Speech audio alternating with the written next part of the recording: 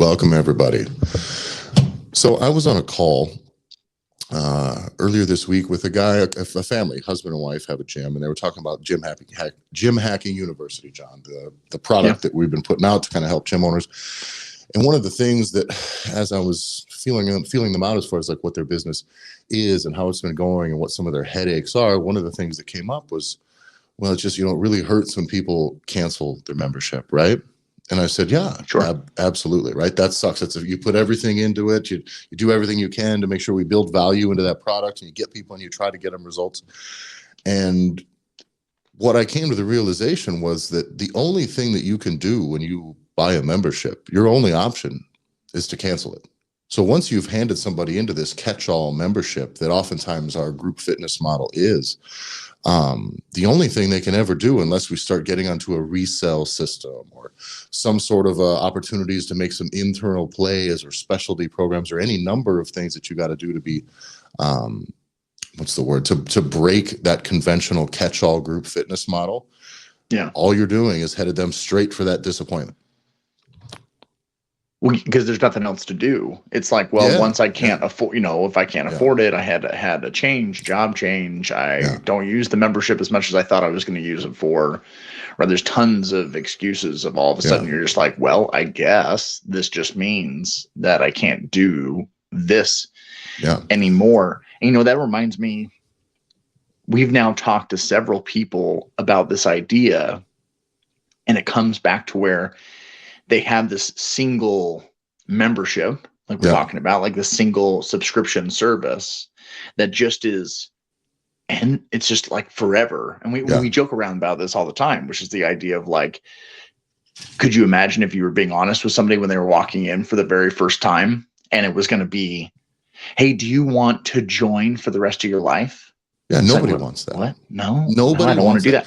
And CrossFit, group fitness, whatever it is that a lot of people are doing, that is what we're selling people, and we don't even know it. We don't think that that's the way we're presenting it, but that's absolutely how they're interpreting it. Everybody who goes to a catch-all 24-hour fitness place too for the cheap membership, what's their biggest complaint? Well, like they hate it when you have to commit for 12 months, right? They hate it. They're like, well, geez, even if I don't go, I have to still be paying. And what they don't understand is that, like, well, that's assuming you stop going and stop getting results and just are on the hook sinking money into something you're not using. Imagine now how that works in your group fitness model. So when do I get my results, or how do I check? What else can I do? It's like, no, you come into our gym and you sign your name here, and you can cancel anytime, but fitness wise, for your results and what you want to do, all we're going to do is stuff you into this shit with everybody else, and that's it. And then you got to just be, and now there is a benefit because you're taking someone from being maybe inactive to being active. That can get them results kind of, but people want results. They want an experience. They want goals. They want all this stuff. The last thing in the world that they want to do, that they want, is to just become an exerciser that has this endless relationship with you. Yeah. And the endless relationship, and that's maybe what we'll title this episode, is End the Endless Relationship. Yeah. But this endless relationship hamstrings you and them. It sets them on a path for getting tired of the one thing that you do and not appreciating all the extra shit you work into your base offering, right? You're just stuffing more things into there to hope to keep people going. If they get tired of that, or they don't get results because they're not able to double down and reinvest in it, they're eventually going to walk away anyways. And you never took the opportunity to try to resell them on anything or give them something that they wanted. Well, you keep talking, you keep referencing the idea of like the group model. Yeah. Right. And the group model, right, was created because someone was like, we could do work with one person for an hour, or we could work with 20 for the hour. Yeah. And it's like we're being paid 20 times than what we were being paid before. There's no way, it's impossible to assume that somebody created the group model to help people get better results. No, not at all. Impossible. So if you're someone, now, is there a lot of positives that can come from the group model? Totally. But if you're talking about like results and like being able to have like solid before and after pictures and have people like change their life. Now, community can change people's lives, no doubt, but understand what this tool is. This is a little bit like saying, like, if you're a hammer, everything's a nail. This is the opposite of that. This is like you're assuming, oh, because I have this hammer, this is the best tool for to screw something in. Like I need to screw this in. Like there are certain tools that are going to be able to be done in a better way and used in a better way. Yeah. And there's no sense in trying to hammer a nail with a screwdriver. And that's where we're starting to see that. And that's the truth, is that group fitness is an exceptional tool. I think it's also really, really good for your retention.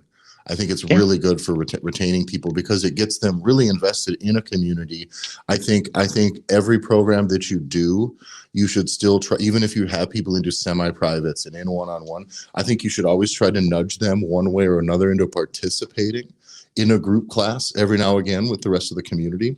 Some people want that stuff, some people don't, but that stuff, that's contagious. And that makes a day and a training experience much more fulfilling for some people. Sure. Some people really want that. And some people, the last thing they want to do is be tired and out of breath and be like maybe not at their best and have to around other people, in front of other people. People don't want that. And that's why semi-privates and stuff, which we'll do a whole episode on that stuff later, why semi-privates and setting up, they don't have to be the only way you do business, but it's a way for you to get new people who don't give a shit about going in and standing in a room full of people they don't know and exercising because one person in front with a t-shirt told them to. They don't care. I want my results, and they can come to you with a group of friends, and they can do like that. Works really, really well with semi-privates, and we'll do a hyper-focused episode on that at some point. Why that matters and how you can integrate it. But for this piece, I think group fitness is a really good tool, but it's not always the best tool for the job. And if it's your only tool, what are we even talking about? If it's your only tool, you already know the problem. What you don't know is the solution. And so people who only have that model dwell in that problem and they just go, shit, is this it? And they're missing the solution, by which is you need to find a new set of tools. You need to use some new tools to offer these people. And the issue is that the solution that the entire market, like every single person or every program that you and I, for the most part, every program that we've ran into, is that everyone's solution is just more. Yeah. Give it more. I need more people. Yeah. More people. I need to plug more people into this model. And it's like, whoa, this is where you and I have been saying, stop. Come on. It's the literal definition of insanity. Yeah. You have to recognize that if you don't have as much money, or if you don't have as many members as you wish you did, you have to stop assuming that it's not because you don't have enough people. Yeah. It has to be, you have to look inwards even for just a moment and say, is this because I don't have the proper things in place to allow us to make the money that we want to make? And only then, when your structures are there and you have the proper framework and structure that's there to then be built on, that then it makes sense to start bringing in a bunch of leads and paying for ads and doing all the other bullshit that people are putting way, like the cart goes way in front of the horse on this one. Well, I think a lot of people chase the ads and things like that because they don't know anything about it. So if you're a gym owner, you go, oh, this is just going to get me leads. Great. I really don't want to be on the phone trying to sell these people, but whatever. If some of them commit, we're good. So they just throw bad money at that problem. But we've talked about this before, John, where when we get involved sometimes in businesses, we start looking at it. And before we started making our own decisions and having our own principles on how we go about it, we were kind of doing what people thought they wanted. And we stopped doing that when we saw that it didn't work, and that what they really need is someone to tell them what's right. Like, no, let me point you in the right direction. But every time that happened, what was it always about? It was they didn't have the right, aside from other than the back end stuff. Of course, sometimes they need staffing and organization or whatever. Sure. But in general, what we're talking about for this episode is they don't have products. Yeah. And that can be physical products. It can be options. It can be specialty program. It can be just a different track. How many paths? Someone walks into your gym and you funnel every person, regardless of need, want, and who they are, into this thing that's just the best fucking thing that you can do because you haven't tried to do anything better. Yeah. And you haven't tried to do anything different. Okay, well, what else do you do? What else could you do? What could you do for them that would get them the results that they want? Think about that. Do that exercise. How would you structure it? How long should it be? There's a piece that, and I'm going to probably miss some of it here, but there's a piece that Alex Hormozy had posted, or it's in his book, $100 Million Offers, right? Yeah. About when trying to come up with products and the way he compares like group fitness classes or regular fitness classes or coaching to liposuction, right?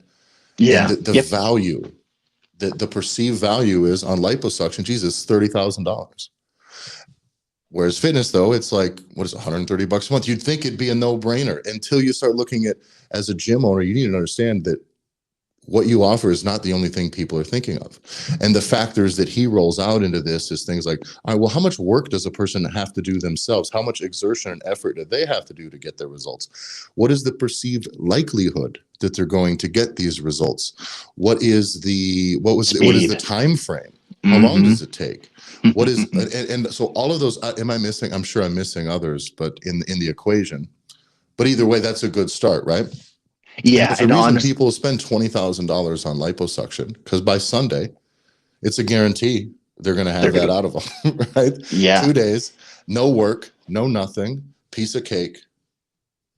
In the same chapter, he does an example that I love even more, which is helping you with anxiety, and he challenges between doing yoga and then taking Xanax. Yeah. And it was like, there's a reason why. No. Yeah. There's a reason why the pharmaceutical industry is a multi-billion-dollar industry, because it works. Yes. You want to work on yourself. You want to process all your trauma. You want to get all your day-to-day bullshit sorted out. You want to work on years of your life. Every fucked up relationship you've got going in your life. You want to get all this stuff above water, or no. Boy, do I got a pill for you. And by the way, this is while we don't want to push people to the unethical side of that equation when they're coming up with products that have actual value to a client. I'll say this, your group classes have almost no perceived value to someone when they walk in their door, except for they get to become an exerciser for how long? Probably forever. I hope you like it. Yeah, no, and this was something I wanted to touch on. So we were making the mistake of a mentor that helps us with a lot of things in our business, and I had the opportunity to go out to a group thing last month, and work one-on-one with them, and it was great. But one of the things that she has always talked to us about is this concept of people they first have to come for something tangible.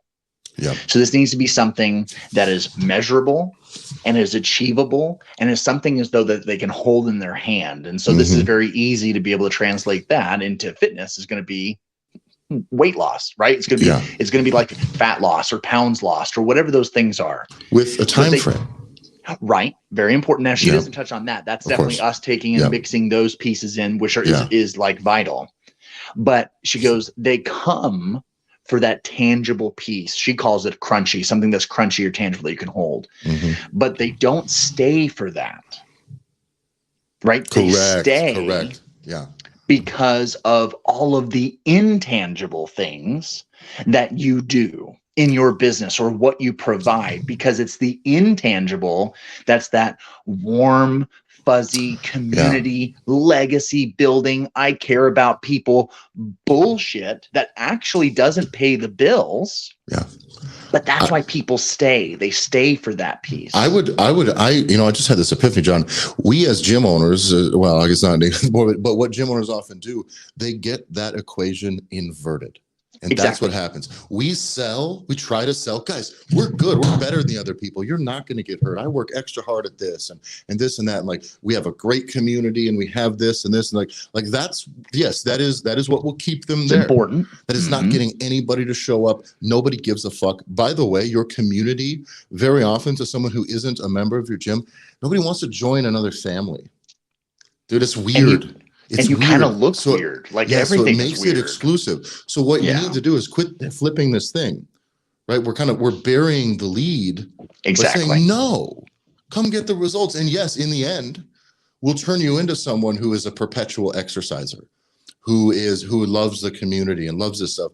But I need to deliver some goddamn results, because people do not sit at home and go, man, I'm ready to get off the couch. I want this, I want that. I sure hope I can stand in front of a bunch of fit people who know what's going on, and I have to just deal with that forever in hopes of getting these results that they barely even talk about. And there's no deadline for them to deliver this thing. And if I don't get my results in 3 months, 4 months, 5 months, 6 months, it's just like my fault for not working hard enough.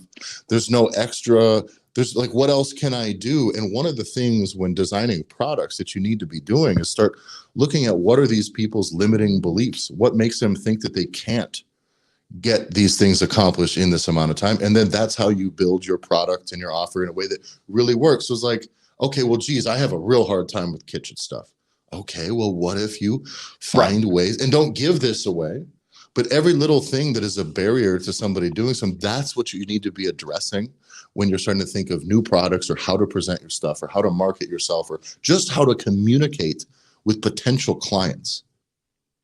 And you touched on it, and we will have to dive into this, Tyler, more. And it's not now, but this is how you actually build a real live high quality program that it delivers results, that is time bound. Like, there's a couple of principles that is a framework that can be used and then duplicated for the rest of time in a million different formats, to then be able to just let people crush whatever goals they have, get massive results, and then they want to stay with you.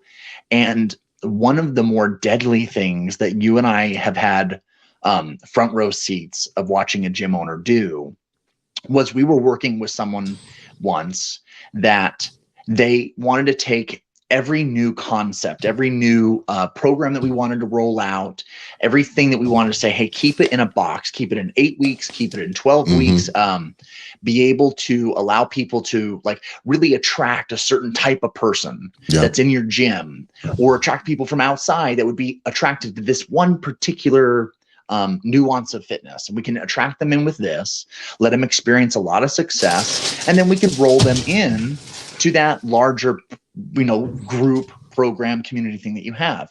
Yeah. And we were early in the game, and we made a mistake, and we just let the gym owner say, no, I just want to include this in my already existing membership. So we just and you built and I said, okay, thing.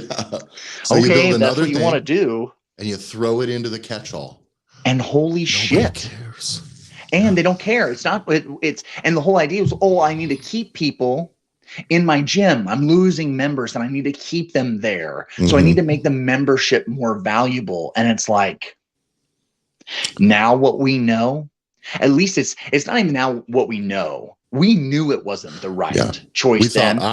You and I had conversations at that time and said, man, there's a lot of product things out of sequence here. Like, we need products. We need products that make sense. We can't just keep filling this cup forever and ever and ever. This cup that nobody values anyways right now. Right. They're already leaving. It's the problem is the cup. It's not what's in the cup. It's that whole thing. You need more cups. You know, like it really, there was nothing more we could put in that cup that was going to work for people. They needed something else. And the fact is, call it as we see it. Now we have the spine and the balls to just be like, no. Yeah. Well, what we've got is we're not doing that, because now what we've got now is the proof. We've done enough with people where I was like, we know right now, it's like, that doesn't make us look good, by the way, executing something for something that doesn't work. Right. So now we know the proof's in the pudding. I won't go back to anything the other way anymore, because it literally doesn't help them. So when I tell a gym owner, no, this is wrong, I understand where you're coming, but we're not doing that. You can do whatever you want. Here's why we need to do this, this, this, and this. And it's in their best interest. Like, you know what I mean? You just kind of have to trust us on that one. And if you're here and you're with us for a reason, then buckle the fuck up and let's go. Like, it is one of those things where we need to keep working with our people to shift their mind, to shift that mindset. Yeah. And we got to get your minds right. It was a phrase that got said all the time when I played football. in college, it was like, man, you better get your mind right.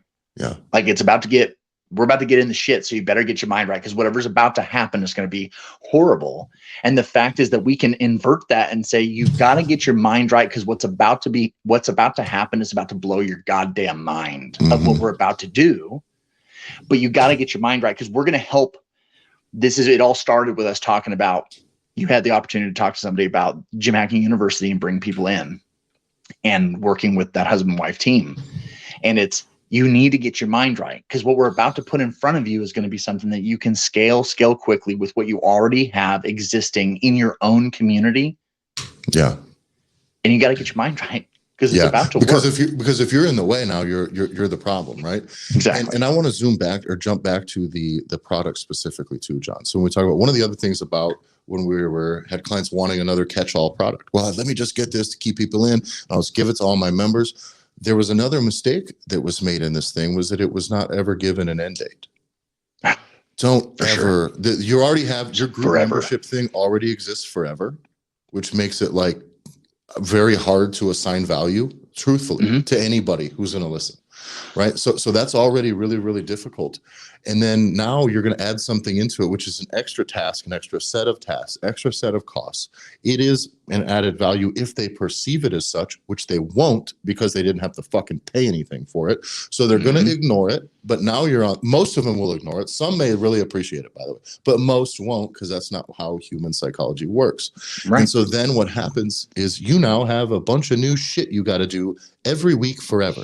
You've now committed to this thing. And when you pull it away, the few people who valued it now are going to be not on your team anymore. And they're not going to be stoked. And the last thing you do is give something away for free. Exactly. Because then if you wanted to scale it back, it's like, whoa, we used to get this thing. It's like, well, no, now this costs $400 a month. And it's like, wait, what? So let's do a tale of two programs. A tale of two programs. It's the exact same program, right? Let's do it this way. Let's pretend this is something just we'll know offhand, because my wife's running it with some of her other stuff. But let's imagine you did a 1-month program that is about really hitting it hard, but doing safe. It's high volume, tons and tons and tons of work, but maybe limiting impact, limiting a lot of the compound lifts. It's definitely not fluffy boot camp burpee festival bullshit, but some real deal, like hard driving, results driven stuff for a month. It is a 1-month program to build you momentum starting in the month of January. Analytics before, analytics after, supplement, whatever, right? Just nutrition. But that's a program. Some nutrition guidance if your state allows it, like however you got to build it to make sure that what's the most you can do that when anybody comes in and goes, I'd like to get started, and like, we'll give them fucking results right now, right? But if I make that exact same program, I can do two things with it. One, I can make that be a part of my intake, and it's free. That's your first month, right? That seems like a great added value, right? Anytime you come in, you get this, and we're going to give you the momentum, and boom, boom, boom, right? You can work it in that way, or you can charge $700 for that first month. $950 with supplements, by the way. Right. If you want to. Right? You could do that. Absolutely. Which one of those two programs is going to actually get the results? The one that people pay for. Almost guarantee it. Which one will have a higher satisfaction rate? The one that people pay for. If you did two of those, one of those in one gym and one, if it was the same gym and you cloned it, I guarantee you the one that people paid money for would get higher attendance than the one that was free. It is a fucking guarantee.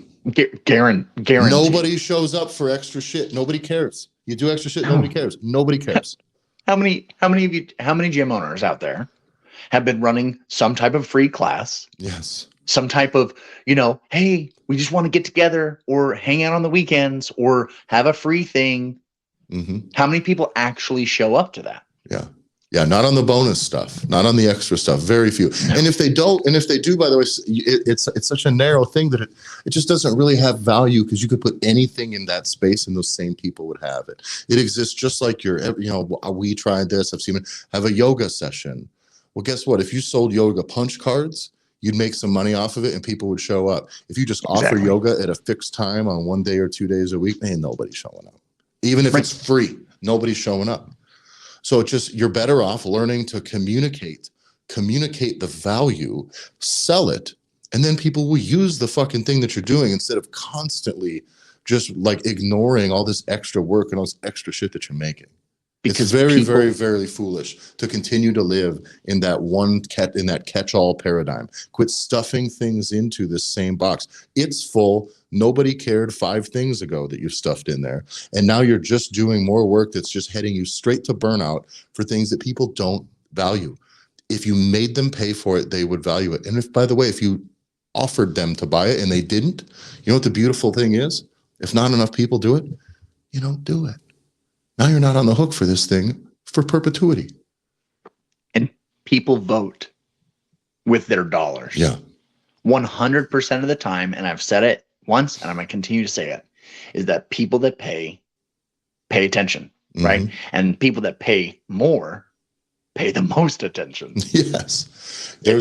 If you had 2 programs simultaneously, one was $10,000 and one was $1,000, you'd get better results out of the $10,000 program. Guaranteed it. If all things were the exact same, I guarantee. In science. Guarantee it. And one other thing, John, that I want to touch about, like I said, end the endless relationship.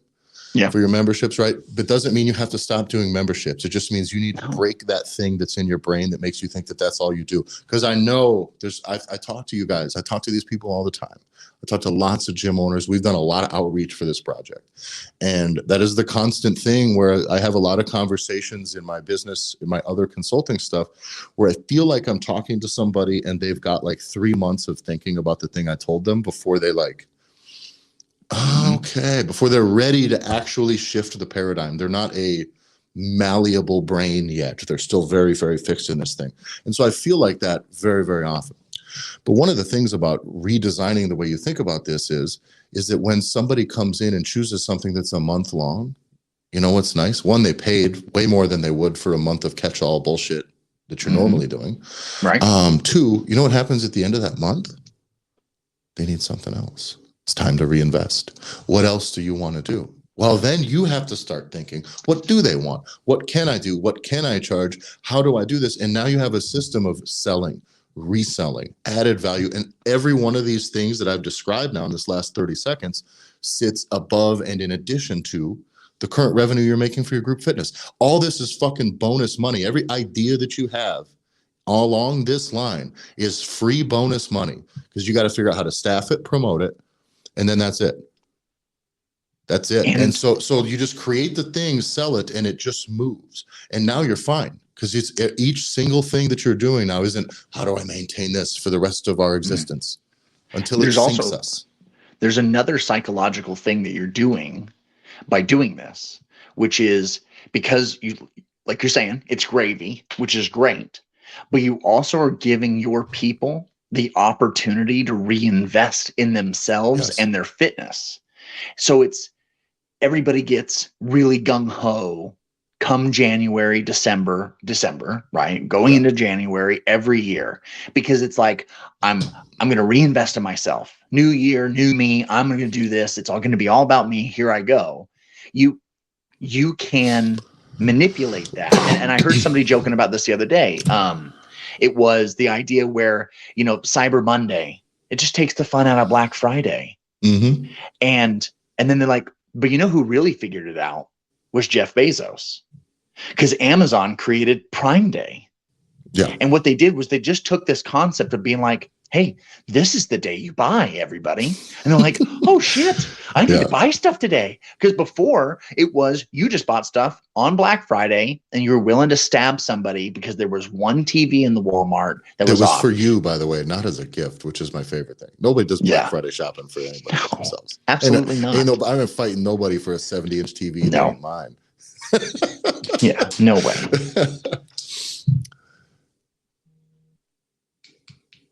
I don't know if you froze, John, or is that me? Oh, John's back. All right, guys, we have some technical difficulties. I'm going to keep moving us forward. So, but one of the things about the two, though, John, is the opportunity to resell them is at the end of this thing now, what you have is a person who instead of, you had to not dupe, but you had to get them in for this thing that's a loose membership only thing that's vague. It's hard for them to figure out what they get. You're making them conform to your system. Whereas if you design products, what you're doing is you're designing a product that conforms your system to what they actually want. And you can then deliver it in a way that gives them a lot of what they actually need. But by doing it this way with a start date and with an end in mind, is that then every single new person that comes in off the street or that opts into one of your programs who's an existing member, who's maybe stuck on the constant group fitness thing, as soon as they get into your thing now, what they become, that mindset clicks for them too, just like it did for you as a gym owner, is, ooh, I get to focus on this thing and I invest in this thing and I double down and I get results. And they realize that investment, whether it's financial or time or whatever, but that is a way for you to guarantee that they get results. It just works. But now they're of the mindset where they start looking for the next thing that you have to offer. And they want that. And that idea of somebody not just being passively subjected to, quote, being sold every year, because you don't want that. You don't want somebody who's like, just, oh, geez, they just keep trying to sell me shit. You want somebody who goes, oh, what's next? I just finished this thing. That's what we want. So we don't want to passively sell people or push them around or do any of that stuff. But we really, really want an end date to this thing so that they go, what is next? And what's next costs money. What's next has a start and an end. What's next has a fixed value. What's next, they know exactly what they're getting in return. They know how long it takes. They know what they can hope to put out for effort. They know what it is. And that is a level of specificity that group fitness can never get. And you as a gym owner can receive much, much, much more value financially in return when you're delivering a product of that value to the client. There's one other benefit. And this comes from, we mentioned Hermosi earlier, and this comes directly from him as well. And so this is worth mentioning. When you have someone that psychologically comes to the game, they walk into your gym and they say, I'm ready to invest in myself and I'm ready to spend $600. When you want to move them, so $600 for 30 days or $600 for 6 weeks or whatever you want to break it into, when you move them into that group fitness, what you're already normally going to do, it's now less money. Yeah. The psychological move that is, which is when I'm about to now sell you into my group membership option, which already could be a little expensive compared to Planet Fitness, more than likely. Yeah. It's now, oh, well, I spent $100 a week when I got started with you all, and I can continue for just $49 a week. Yeah. Yeah. You're like, yes, you know what? That's right. We're so into that. That's exactly what we're going to do. And it's like, it changes everything on top of everything we just talked about. But the psychological effects that this has, that it's, try it. Yeah, try it. Guys, there's nothing manipulative about this. You need to think this through very thoroughly. And I highly recommend that you start looking into that stuff. Think of a product, think of that value proposition that we talked about. What do they really want? What are they looking for? What do they think is in the way of them doing it? And what can you do to remove those limiting beliefs for them? Because that's a service. Every limiting belief that you cover is a service. And so that just builds value into this thing that you're offering. So you can design really sweet products that you can sell for money to these people. New membership product, new programs, whatever this is. But you got to end this endless relationship. No more catch-all group fitness being the only thing you do. It should be something you do until the day you decide not to. And you should decide not to only when you have so much other stuff that's so profitable and so much worth your time that it's just like, I just don't want to do the other thing anymore. But there is a place for group fitness. I like it for me. I really do. It still is a piece where, like, every time you get into a space of people and you're training together, it's worth doing. It's a worthwhile experience. Yeah. It is impactful. You know, the old days, training partners, like back in college football, like those weight room vibes, dude, nothing messes with that. And I think if you can deliver that type of thing in your group fitness, you have a thing that really is an added value to the big picture. But if that's the only thing you have is a great vibe and cool programming and a nice looking, you're completely missing the boat, because nobody gives a shit. What they want is what they want in the time frame that they want it in, and they want all the bullshit that they think is in the way of them getting it out of the way. You put that to bed with them and you can deliver it in a short amount of time. You can charge a lot of damn money for that product. People will be very, very, very happy, and they'll be out of their own way. Because your amazing community, will have people stay with you for years. But what fucking good is it if the last time they paid you was 3 years ago? Yeah. Yeah. The last time you spoke to them about what they could do was 3 years ago, because you have a direct example of this. You talked about, we have the opportunity to talk to gym owners. You've talked to people that are in gyms saying, I have athletes I and want to be clients and everywhere. Yeah. I go to this gym and it's great. Like that, what we do is great, but I just need something more. Like I want to do something more. And it's like, dude, we need to get your gym owner on the phone, because he's going to lose a member that will happily pay him more money. He just doesn't have the opportunity to pay it. This was a piece, and we got to get going here soon, John. Right. So what I want to get to is this. The couple I talked to about this. It was another interesting take on this, is that oftentimes people aren't leaving to go pay less money. And that's going to break your fucking heart as a gym owner.